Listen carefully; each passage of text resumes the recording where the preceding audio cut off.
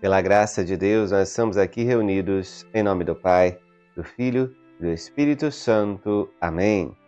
Inspirai, Senhor, as nossas ações e ajudai-nos a realizá-las, para que em vós comece e termine tudo aquilo que fizer. Por Cristo, Senhor nosso. Amém. Santa Maria, Mãe de Deus, rogai por nós. Vamos juntos meditar a palavra de Deus nesse dia do Senhor, domingo, dia 30 de março de 2025.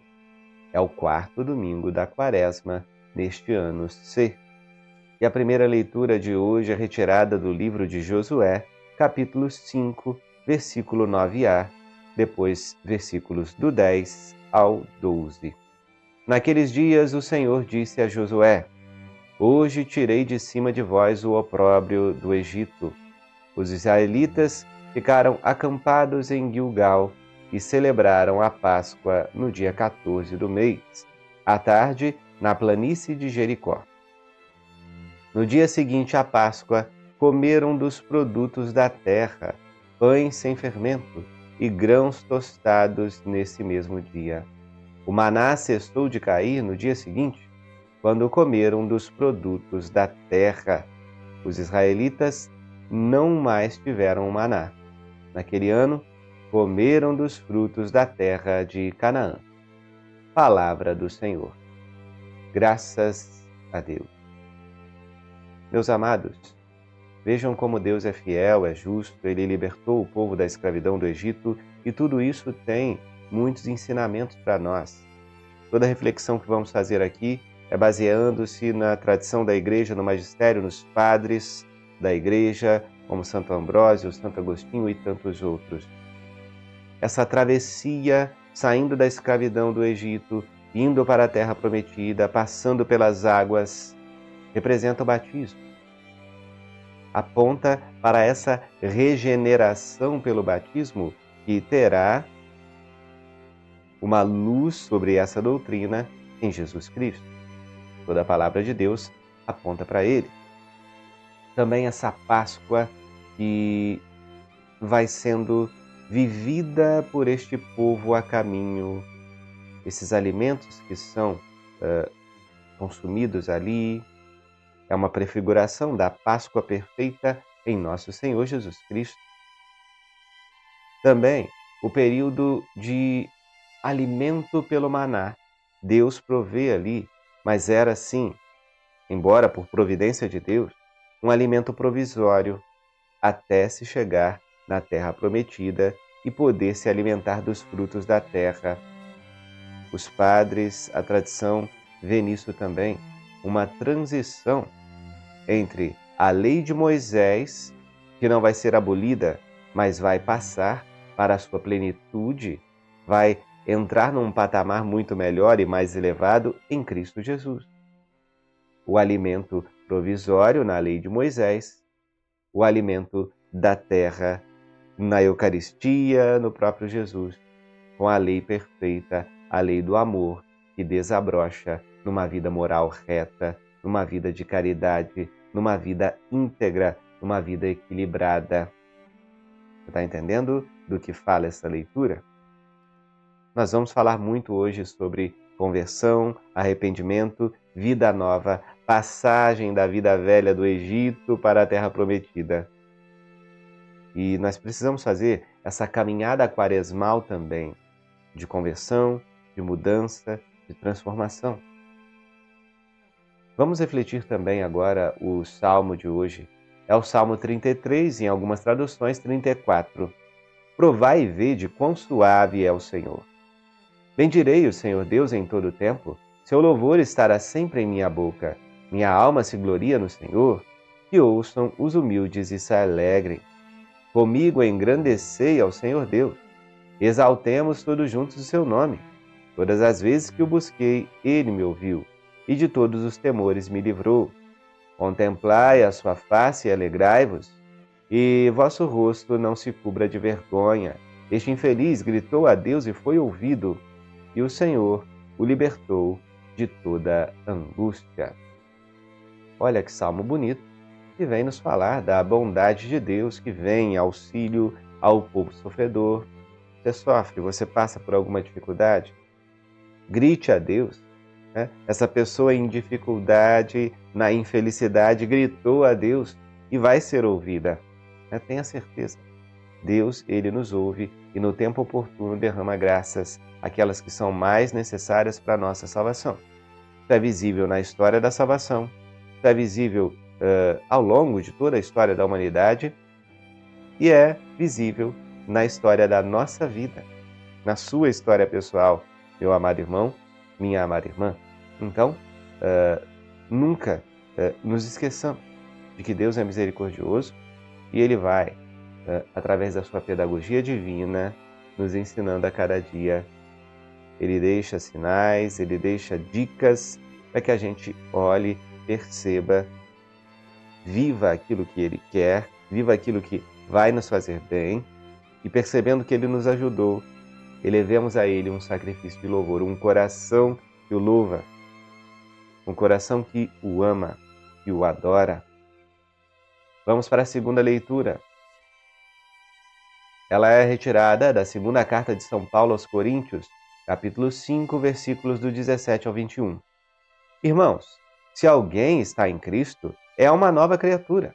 O mundo velho desapareceu, tudo agora é novo e tudo vem de Deus, que por Cristo nos reconciliou consigo e nos confiou o ministério da reconciliação. Com efeito, em Cristo, Deus reconciliou o mundo consigo, não imputando aos homens as suas faltas e colocando em nós a palavra da reconciliação. Somos, pois, embaixadores de Cristo, e é Deus mesmo que exorta através de nós. Em nome de Cristo, nós vos suplicamos, deixai-vos reconciliar com Deus. Aquele que não cometeu nenhum pecado, Deus o fez pecado por nós, para que nele nós nos tornemos justiça de Deus. Palavra do Senhor, graças a Deus. Olha só, meus amados, é um apelo de São Paulo à conversão. E toda a tradição da Igreja, o magistério, vê nessa passagem um fundamento muito claro para o sacramento da confissão. Também fazendo a figura aí da primeira leitura, saindo do Egito, passando pelas águas do batismo, entrando na terra prometida. Nós vemos esse itinerário da contrição, do arrependimento, do propósito de emenda, da confissão e da entrada no estado de graça, no estado que nos conduz à salvação. Olha que beleza nesse processo e como a liturgia vai nos conduzindo. Reconciliai-vos com Deus, peça perdão, reconheça seus pecados, mude de vida. Aquele que não cometeu nenhum pecado, que é nosso Senhor Jesus Cristo, Ele carregou sobre si todos os nossos pecados, o peso dos nossos pecados. Ele foi esmagado pelo peso dos nossos pecados, pelas suas chagas nós fomos curados. É em nome de Jesus que somos justificados. Alcançamos a justiça por meio dos méritos dele. E não é por nossa obra, não é por mérito nosso, é sempre pelos méritos de Cristo. Claro, a nossa parte é abrir o coração, derrubar os muros que nos separam de Deus. O nosso mérito está em dizer sim a Deus. Mas toda a graça, todo o merecimento vem dele. É ele que conquista a justiça para nós. Então, nenhuma obra, nenhuma situação exterior deve deixar a pessoa soberba, achando que fez demais por Deus. Não. Tudo é Deus que faz.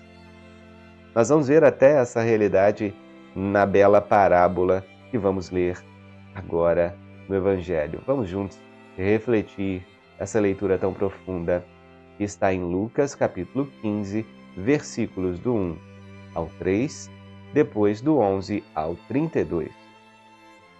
Naquele tempo, os publicanos e pecadores aproximavam-se de Jesus para o escutar.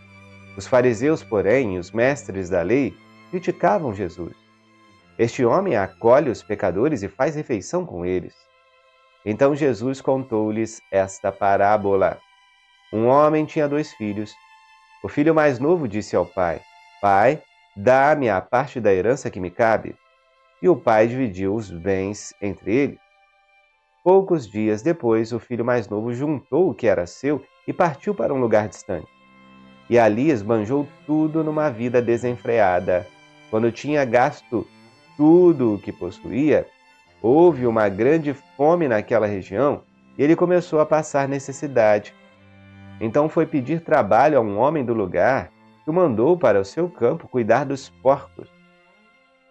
O rapaz queria matar a fome com a comida que os porcos comiam, mas nem isto lhe davam. Então caiu em si e disse: quantos empregados do meu pai não têm com fartura e eu aqui morrendo de fome? Vou-me embora, vou voltar para meu pai e dizer-lhe: Pai, pequei contra Deus e contra ti. Já não mereço ser chamado teu filho. Trata-me como a um dos teus empregados. Então ele partiu e voltou para seu pai. Quando ainda estava longe, seu pai o avistou e sentiu compaixão. Correu-lhe ao encontro, abraçou-o e cobriu-o de beijos. O filho então lhe disse: Pai, pequei contra Deus e contra ti, já não mereço ser chamado teu filho. Mas o pai disse aos empregados: Trazei depressa a melhor túnica para vestir meu filho e colocai um anel no seu dedo e sandália nos pés. Trazei o novilho gordo e matai-o. Vamos fazer um banquete, porque este meu filho estava morto e tornou a viver. Estava perdido e foi encontrado. E começaram a festa. O filho mais velho estava no campo. Ao voltar, já perto de casa, ouviu música e barulho de dança. Então chamou um dos criados e perguntou o que estava acontecendo. O criado respondeu: É teu irmão que voltou. Teu pai matou o novilho gordo, porque o recuperou com saúde. Mas ele ficou com raiva e não queria entrar. O pai, saindo, insistia com ele. Ele, porém, respondeu ao pai: Eu trabalho para ti há tantos anos. Jamais desobedeci a qualquer ordem tua. E tu nunca me deste um cabrito para eu festejar com os meus amigos? Quando chegou este teu filho, esbanjou teus bens com prostitutas, matas para ele o novilho cevado. Então o pai lhe disse: Filho, tu estás sempre comigo, e tudo o que é meu é teu.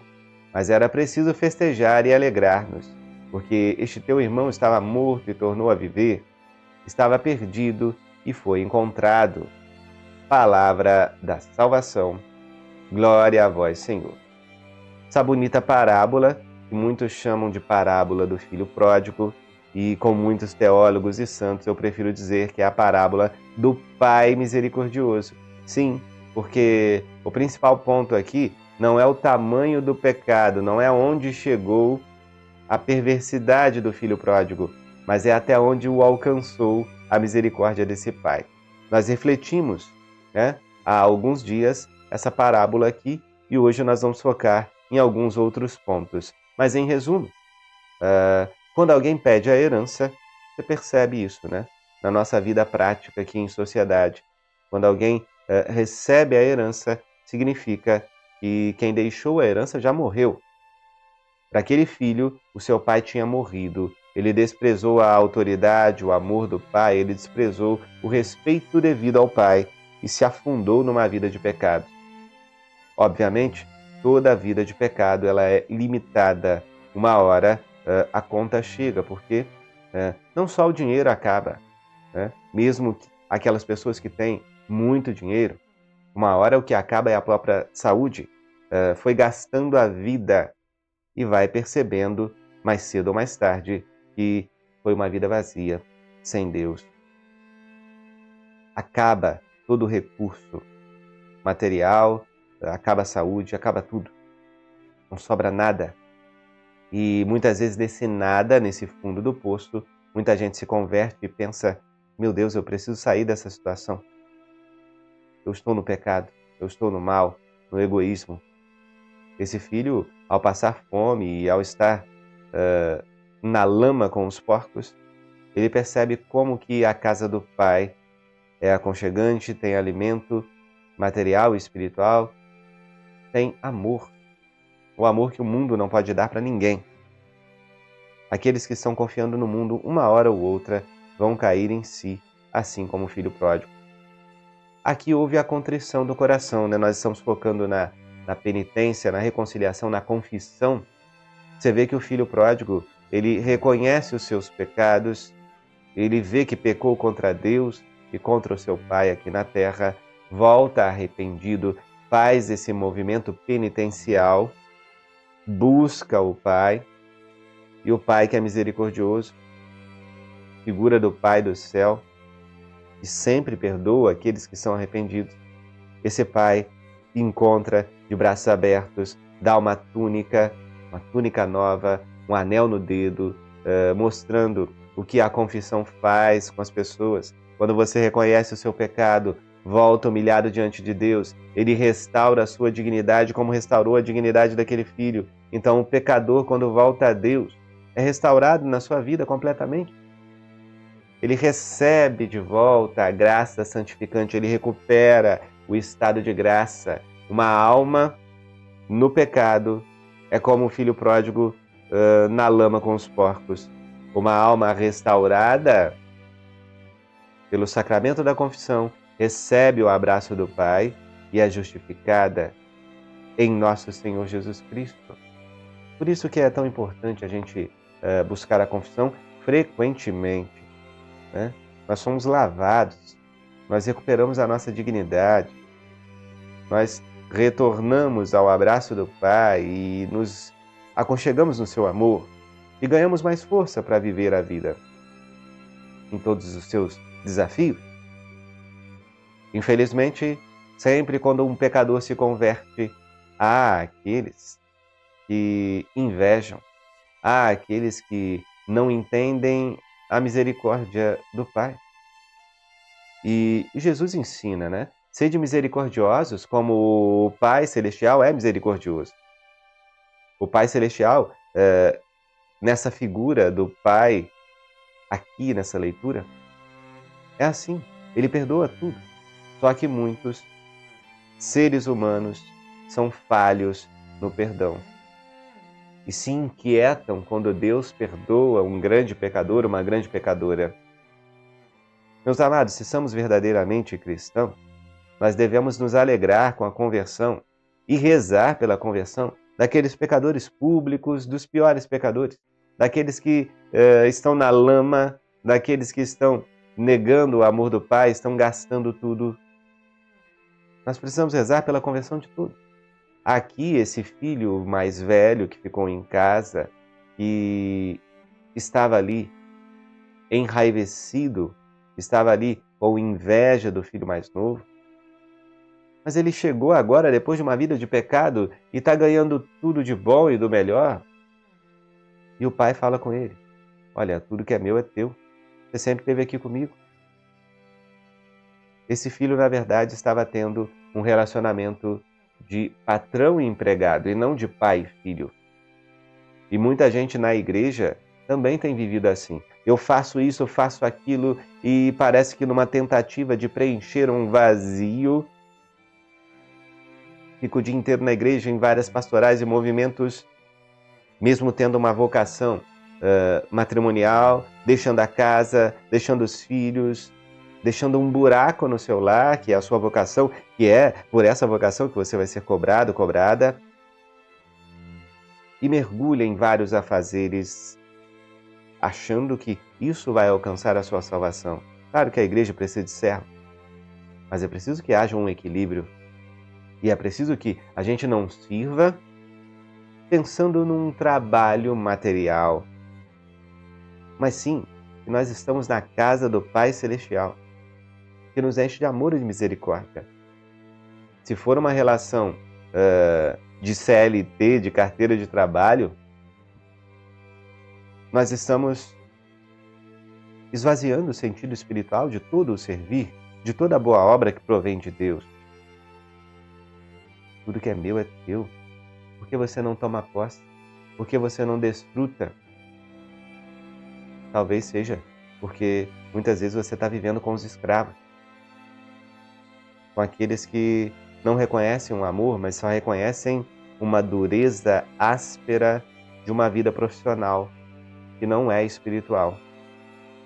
Esse materialismo, esse ativismo dentro da igreja esvazia a espiritualidade e transforma muitos servos nos filhos mais velhos dessa parábola aqui. Muita gente que está servindo, muita gente que está fazendo coisas aparentemente boas, está com o coração duro. Não aceita quando alguém vem depois de uma vida de pecado e é acolhido na igreja. Tem muita gente ainda de coração duro. Essa pessoa passou por uma conversão, está fazendo formações, recebeu os sacramentos, agora está pregando, agora está cantando na igreja. Mas esse era o meu lugar. Olha o filho mais velho aí, querendo brigar por cargos, por lugares, por atividades.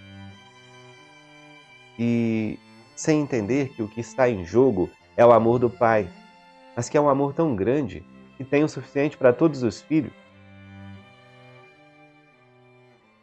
O amor do Pai é suficiente para todos os seus filhos amados. Ele derrama sobre todos nós. O problema é a disponibilidade do nosso coração para receber esse amor. O coração fechado não recebe as graças. E aí você pode servir a vida inteira, se achar que está perto de Deus, perto dos olhos, mas longe do coração. E muitas vezes alguém que se converte chega e mergulha no abraço do Pai. Que nós passemos por uma contrição perfeita, por uma verdadeira emenda de vida, um propósito de mudança.